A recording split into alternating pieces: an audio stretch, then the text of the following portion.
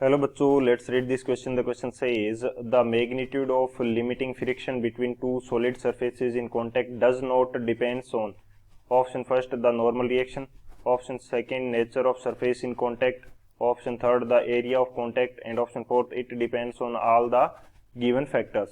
तो इस क्वेश्चन के अंदर हमें ये बोल रखा है कि लिमिटिंग फ्रिक्शन फोर्स जो होगा उसकी वैल्यू मैग्नीट्यूड जो है उसका किस पे डिपेंड नहीं करेगा. तो बात करते हैं हम लोग की कंसेप्ट की बात करें यदि इस क्वेश्चन के लिए की कंसेप्ट, तो क्या की कंसेप्ट होगा हमारे पास. हमें सबसे पहले तो ये पता होना चाहिए कि जो लिमिटिंग फ्रिक्शन है वो होता क्या है.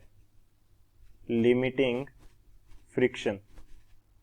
फ्रिक्शन फ्रिक्शन का वो मैक्सिमम मैग्नीट्यूड है जो कि उस कंडीशन में अप्लाई होगा जब ऑब्जेक्ट्स क्या है just on the point of movement, यानी कि उनके अंदर मूवमेंट जस्ट होने वाली है. तो उस फ्रिक्शन फोर्स की वैल्यू को क्या बोलेंगे, लिमिटिंग फ्रिक्शन बोलते हैं हम लोग. तो यहाँ पे यदि मैं स्टेटमेंट के रूप में लिखना चाहूँ तो ये मेरे पास क्या होगा, it is the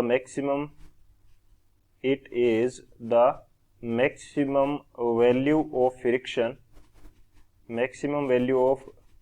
friction which acts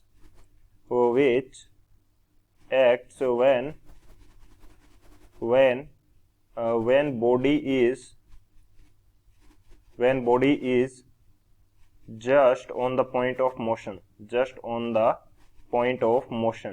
यानी कि उसके अंदर जस्ट मोशन स्टार्ट होने वाली है, जस्ट पॉइंट ऑफ मोशन, और ये हमारे पास क्या होगा, मैक्सिमम वैल्यू होगी.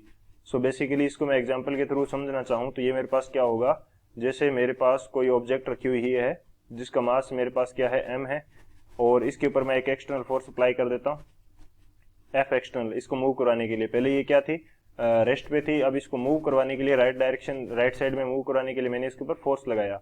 तो अब यहाँ पे क्या होगा, हमारे पास फ्रिक्शन फोर्स जनरेट होगा Fr, और यदि ये जस्ट क्या है मूव करने वाली है तो ये फ्रिक्शन फोर्स उस कंडीशन के अंदर क्या हो जाएगा, इसको मैं बोल दूंगा Fl, यानी कि लिमिटिंग फ्रिक्शन बोल दूंगा. क्यों, क्योंकि मैक्सिमम वैल्यू जब ये जस्ट मूव करने वाली है, मूवमेंट अभी हुई नहीं है. सो हमारे पास जो वेट है इस बॉडी का वो कहाँ पे लगेगा, नीचे की तरफ mg हो जाएगा, ऊपर की तरफ इसके ऊपर नॉर्मल रिएक्शन लगेगी, वो क्या हो जाएगी, कैपिटल N. अब यदि मैं Fl की बात करता हूं तो Fl की यदि बात करें तो Fl हमारे पास क्या हो जाएगा, म्यू इंटू एन होता है. तो ये म्यू इंटू एन, म्यू हमारे पास क्या है, कोफिशिएंट ऑफ फ्रिक्शन, और यहाँ पे क्या हो जाएगा, म्यू एल हो जाएगा. जस्ट लिमिटिंग कंडीशन के लिए मैं इसको क्या बोल देता हूँ, म्यू एल बोल देता हूँ. सो म्यू एल क्या हो जाएगा, उस कंडीशन का कोफिशिएंट ऑफ फ्रिक्शन होगा.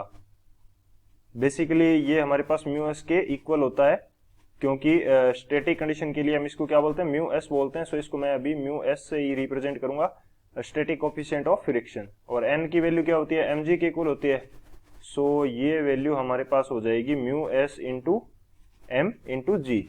जी हमारे पास क्या है, एक्सीलरेशन ड्यू टू ग्रेविटी है.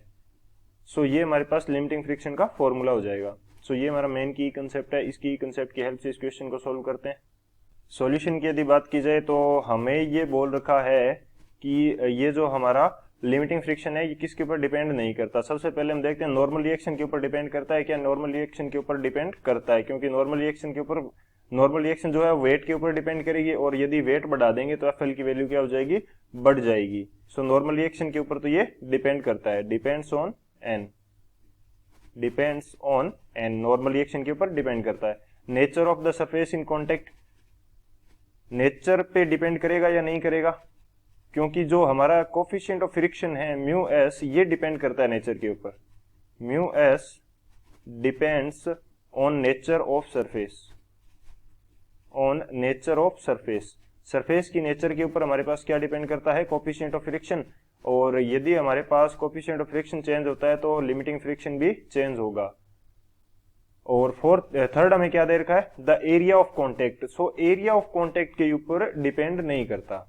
सो यहां पे मैं लिख देता हूं, do not depend on area of contact. Do not depend on area of contact, इसके ऊपर डिपेंड नहीं करता कि दोनों ऑब्जेक्ट्स का कितना एरिया कॉन्टेक्ट के अंदर है. इसके ऊपर बेसिकली ये डिपेंड नहीं करता, क्योंकि ये क्या होता है, मैक्सिमम वैल्यू होती है फ्रिक्शन की, जो कि उन दोनों ऑब्जेक्ट्स के बीच में अप्लाई हो सकती है। तो maximum value area of contact के ऊपर डिपेंड नहीं करेगी। सो हमारे पास करेक्ट ऑप्शन कौन सा हो जाएगा, थर्ड हो जाएगा, एरिया ऑफ कॉन्टेक्ट। और बेसिकली यदि मैं इसको अलग तरीके से समझाना चाहूं तो ये इन दोनों सरफेसेस का जो कॉन्टेक्ट है उसके क्या लग रहा है, टेंजेंशियल अप्लाई हो रहा है। टेंजेंशियल अप्लाई हो रहा है तो एरिया का कंसेप्ट यहाँ पे नहीं आ सकता, टेंजेंशियल अप्लाई हो रहा है तो एरिया का कंसेप्ट नहीं आएगा। सो इस प्रकार से इस वजह से भी ये इस एरिया के ऊपर डिपेंड नहीं करता।